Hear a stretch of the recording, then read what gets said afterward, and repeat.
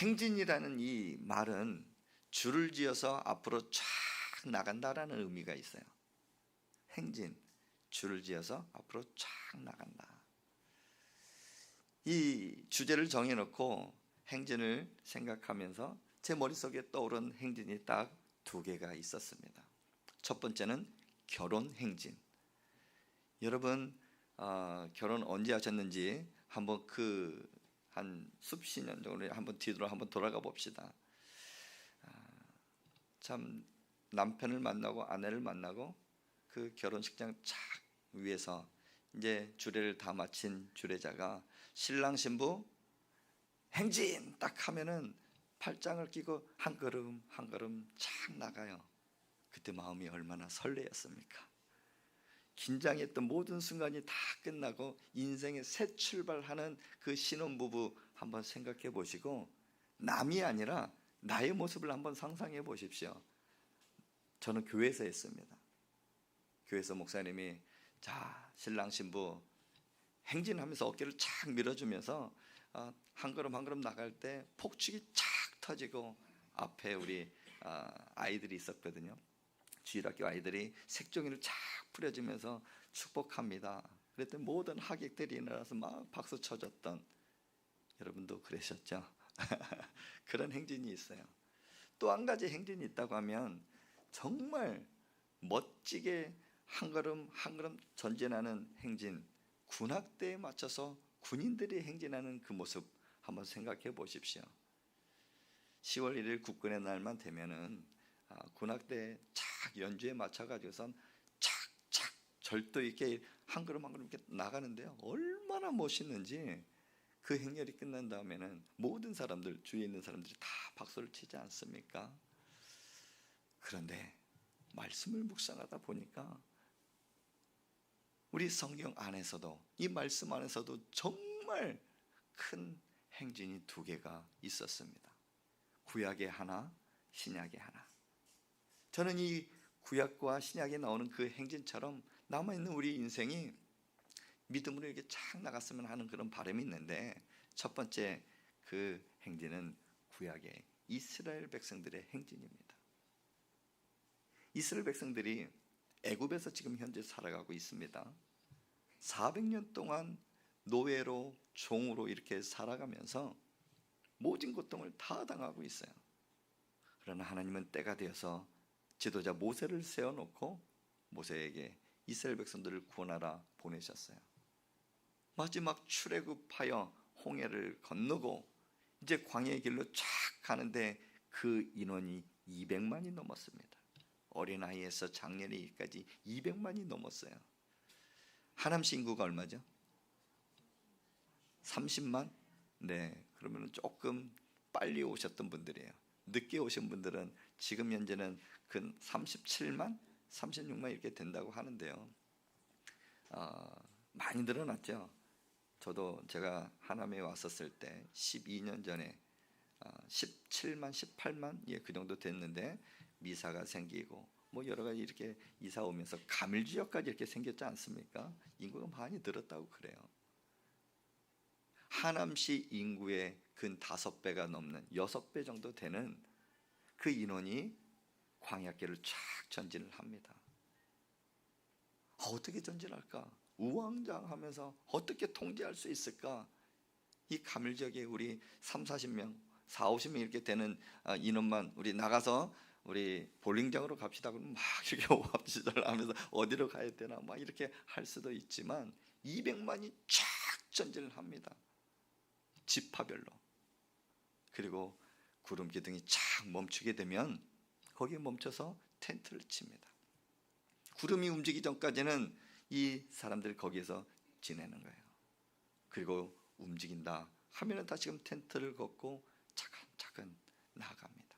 어디로 향하고 있습니까? 하나님이 약속한 가나안 땅으로 한 걸음 한 걸음 나아가고 있는 거예요.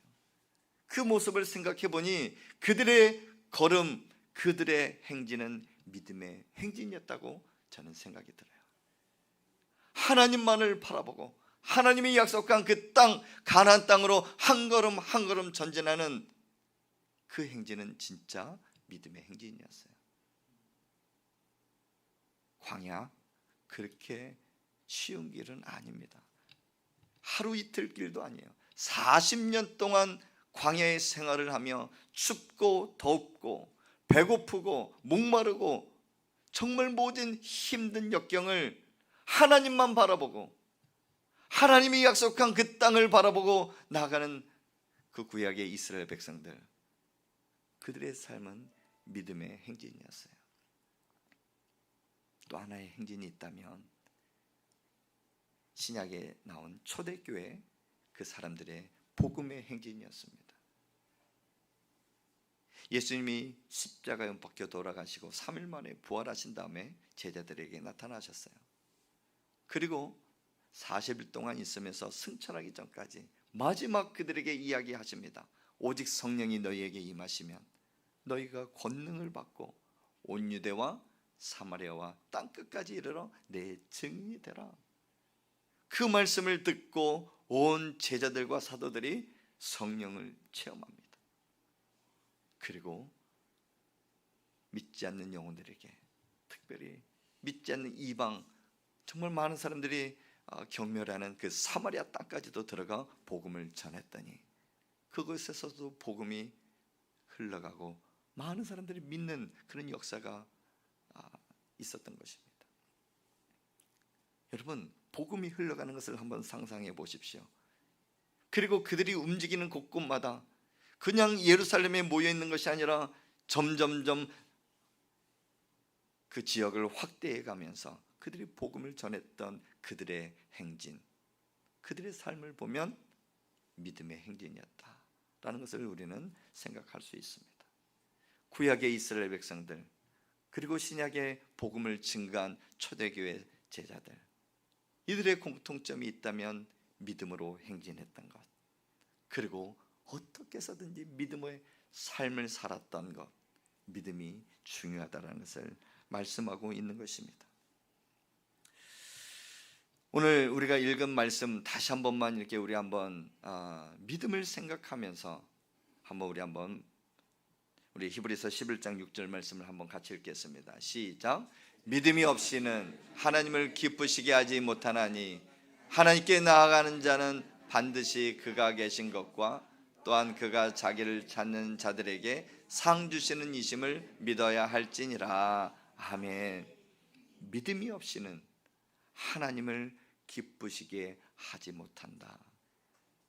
우리는 늘 하나님을 믿고 하나님을 기쁘시게 하며 살아가기를 원하지만 어떻게 하는 것이 하나님을 기쁘시게 하는 것일까? 오늘 히브리서 11장 6절에서는 믿음이라 말씀합니다. 믿음. 그렇다면 어떻게 사는 것이 믿음으로 사는 삶이라 생각하십니까? 여러분은 어떻게 사는 것이 진짜 믿음 있는 사람이라 생각하십니까? 하나님을 믿는 사람을, 예수님을 믿는 사람을 그리스도인, 크리스찬이라고 말합니다.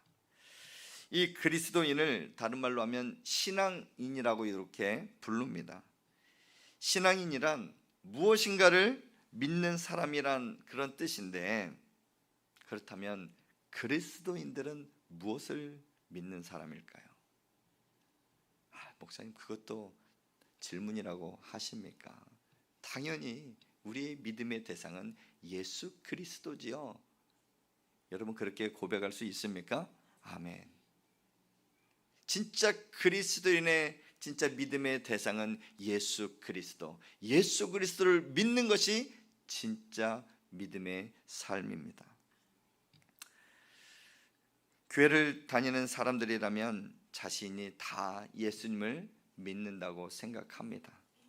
그러나 진짜 주님을 믿는 것인지 한번 점검해 볼 필요가 있습니다. 다시 한번 묻습니다. 여러분 예수님을 믿습니까? 세 분 안 하신 것 같아요. 다시 한번 묻습니다. 안 하신 분들 다시 한번 마음을 다해서 한번 고백할 수 있으면 좋겠어요. 여러분은 예수님을 진짜 믿습니까? 그렇다면 여러분 마음에 염려와 걱정이 떠나셨습니까? 이 말이 조금 더 줄어드는 것 같습니다. 예수님을 믿는다고 말하지만 우리 삶의 염려와 두려움, 정말 여러 가지 문제 앞에서는 해결되지 못하고 낙심하는 사람들이 참 많이 있습니다. 예수님을 바르게 믿지 못하고 있는 증거라고 할 수 있죠. 하지만 믿음으로 살면 삶의 문제를 대하는 태도가 달라집니다. 믿음으로 살면 삶의 문제를 대하는 우리의 자세가 확실히 달라집니다. 예수님을 믿고 사는 것은 엄청난 복입니다. 사람들은 어려서부터 극심한 경쟁과 좌절과 그 상처 속에서 살아갑니다. 그러나 그 모습이 어쩔 때 보면 너무나 안타깝고 애처로울 때가 있어요. 정말 예수님 믿는데 저렇게 살아가야 되나?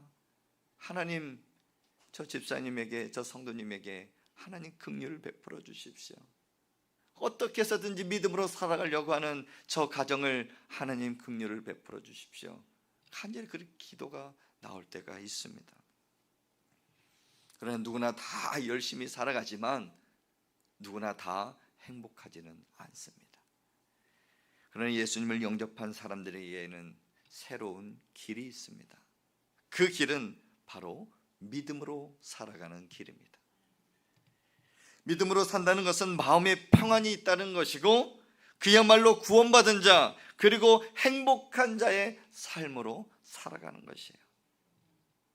우리 마태복음 11장 28절 말씀 우리 한번 같이 읽겠습니다. 시작. 수고하고 무거운 짐진 자들아 다 내게로 오라. 내가 너희를 쉬게 하리라. 아멘. 믿는 사람들에게만 주어지는 특권입니다. 예수님께서 말씀합니다. 수고하고 무거운 짐진 자들아 다 내게로 오라. 너희 염려, 너희 걱정, 이런저런 문제가 있다 할지라도 나는 너에게 문제를 안겨주는 것이 아니라 너희를 쉬게 하고 너희에게 평안을 주기를 원한다라는 것이에요. 우리는 아멘 하였지만 때로는 이번 한 주간 살아갈 때도 지난 과거에 내가 염려 속에 걱정 속에 그리고 낙심했던 그 삶에 지쳐있던 그 모습처럼 똑같이 살아갈 수가 있어요.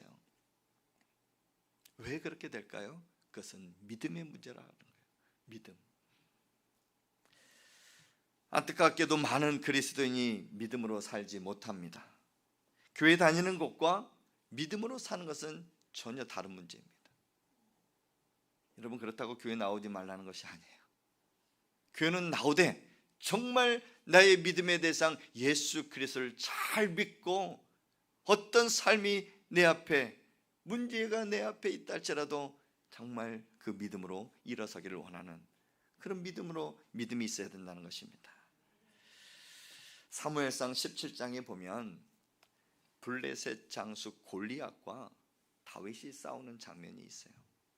현재 골리앗은 엘라 골짜기에서 그 진을 치고 이스라엘 백성들을 위협하고 있습니다.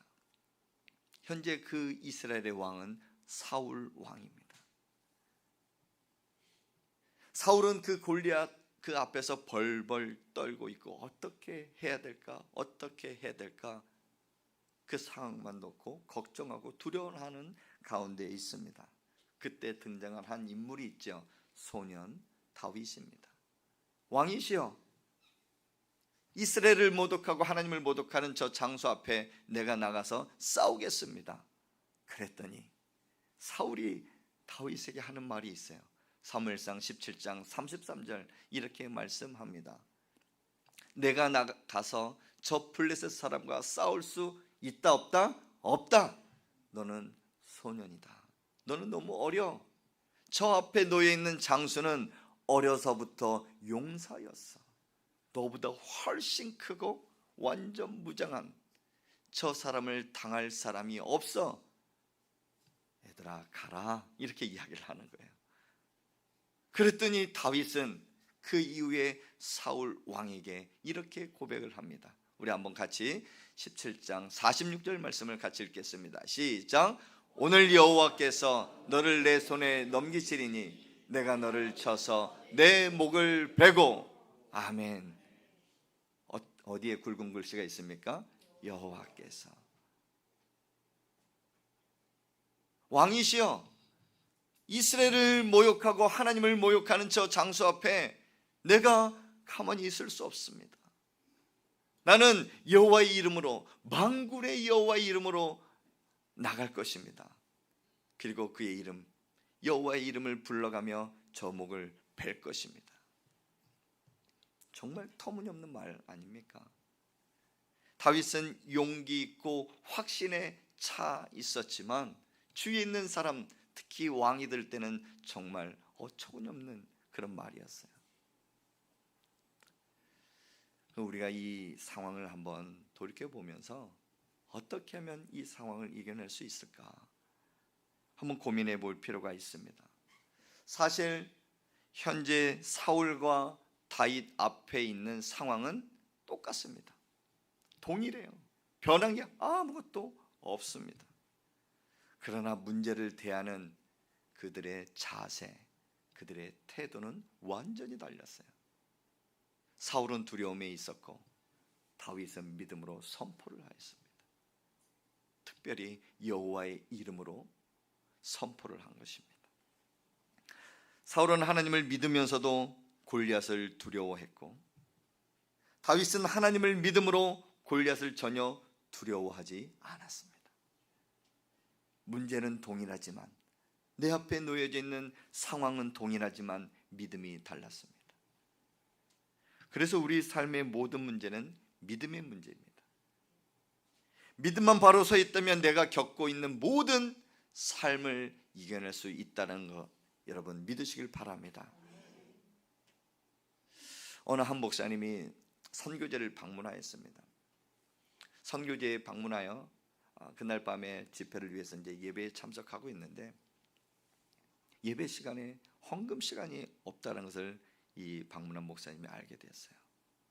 그리고 선교사님 조용히 불러가면서 선교사님, 예배 순서에 헌금 시간이 없네요.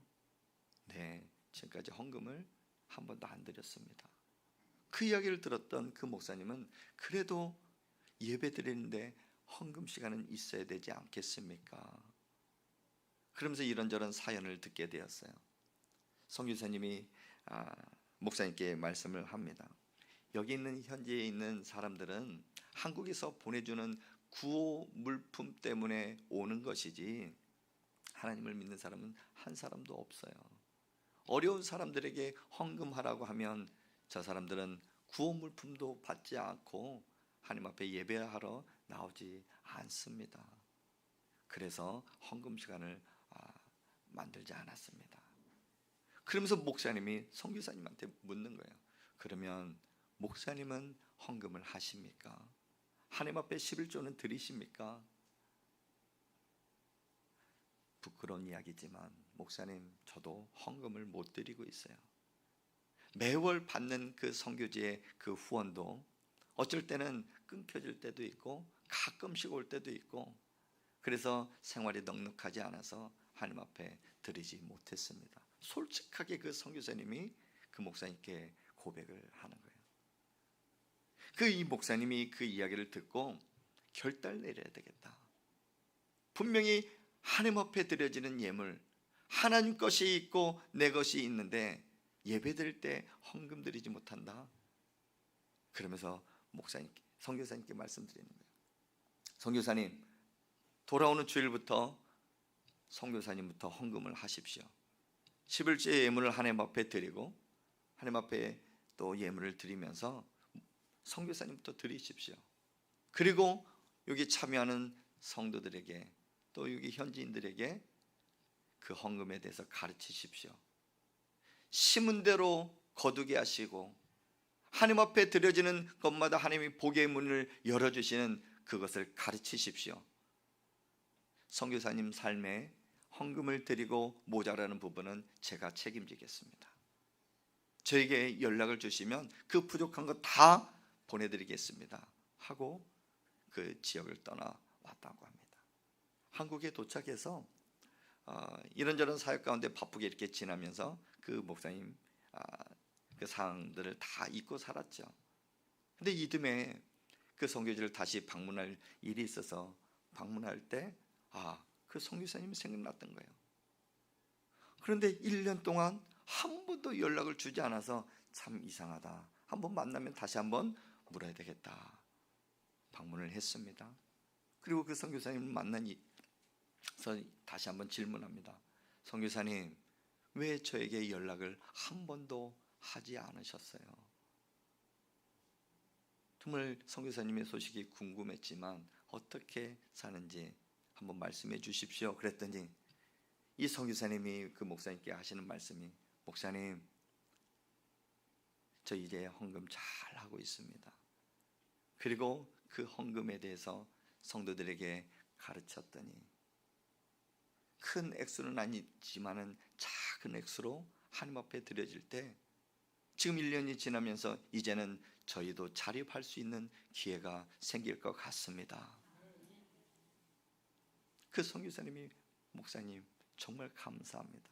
이것을 가르쳐 주시고 제 연약했던 그 믿음을 회복시켜 주셔서 정말 감사합니다. 그렇게 말씀을 했다는 거예요. 여러분, 이런 일들이 단순히 선교지에서만 일어나는 것은 아닙니다.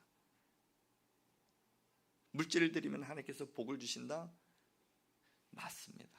그러나 내가 큰 물질을 받기 위해서 믿는 것은 아니에요.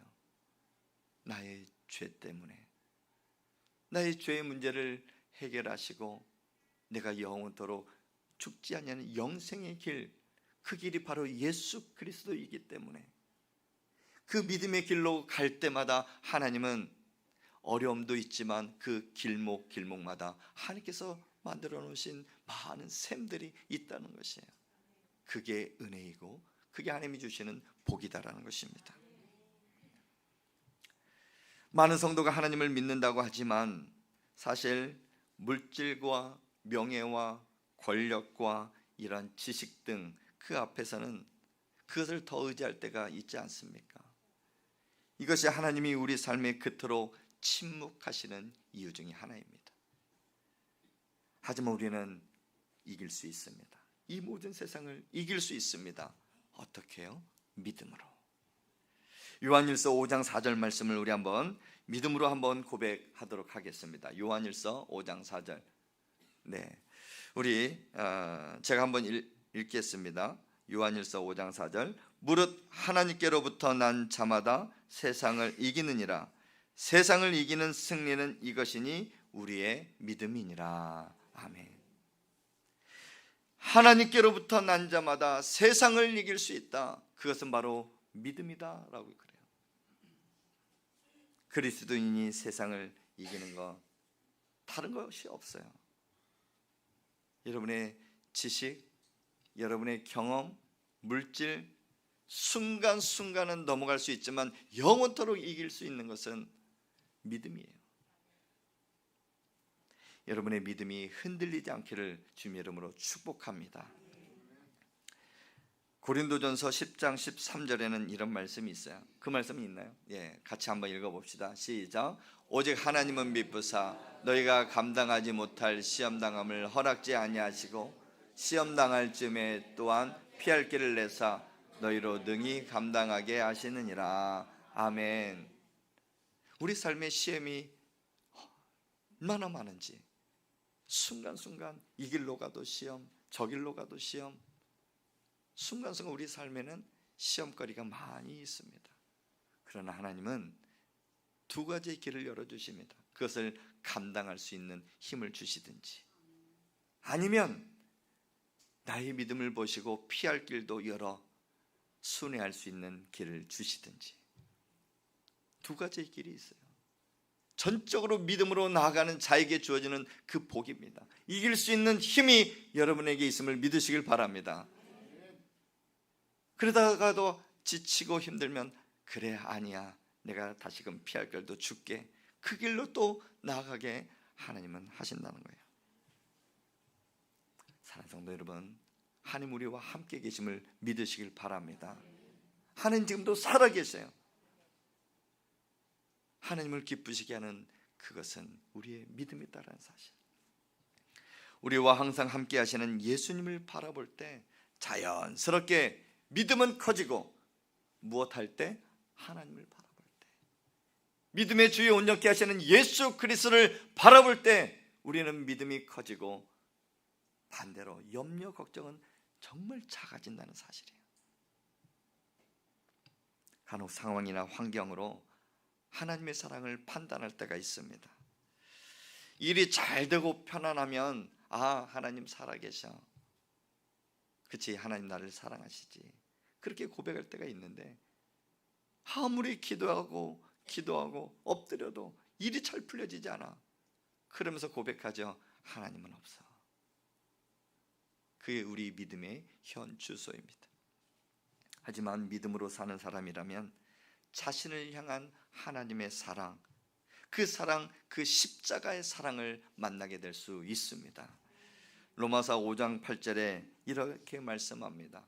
우리가 죄인 되었을 때 그리스도께서 우리를 위하여 죽으심으로 하나님께서 우리에 대한 자기의 사랑을 확증하셨느니라. 우리가 죄인 되었을 때 예수님께서는 죽으셨습니다. 그 우리의 죄 때문에. 왜냐하면 우리를 너무나 사랑하기 때문에. 십자가의 사랑, 십자가의 그 흔적으로 인하여 우리에게 확증하셨다라는 거예요. 그리고 거기에 머물지 않습니다. 하나님은 보혜사 성령님을 우리에게 보내주셔서 우리가 늘 하나님과 동행할 수 있는 은혜를 주셨다는 사실입니다. 고린도후서 1장 22절, 그가 또한 우리에게 인치시고 보증으로 우리 마음에 무엇을 주셨느니라? 성령님을. 여러분 안에 성령이 계심을 믿고 믿음으로 한 걸음 한 걸음 행진할 수 있길 주님의 이름으로 축복합니다. 우리 마지막으로 우리 처음에 읽었던 히브리서 11장 6절 말씀을 한번 읽고 마치겠습니다. 시작. 믿음이 없이는 하나님을 기쁘시게 하지 못하나니 하나님께 나아가는 자는 반드시 그가 계신 것과 또한 그가 자기를 찾는 자들에게 상 주시는 이심을 믿어야 할지니라. 아멘. 아멘. 우리는 이번 한 주도 믿음의 행진하며 한 걸음 한 걸음 나아갈 것입니다. 믿음으로 승리하기를 원하는 마음으로 한 걸음 한 걸음 갈 것입니다. 그런데 문제는 상황은 여전히 똑같을 수 있어요. 하지만 내 마음의 태도를 바꾸고 내 마음의 자세를 바꾼다면, 그리고 믿음으로 주님을 바라볼 수 있다면, 여러분 하나님이 약속한 그 가나안 땅, 하나님이 약속한 그 인생의 마지막 하나님을 만나는 은혜가 있을 줄 믿습니다. 믿음으로 행진하는 저와 여러분의 삶이 되길 주님의 이름으로 축복합니다.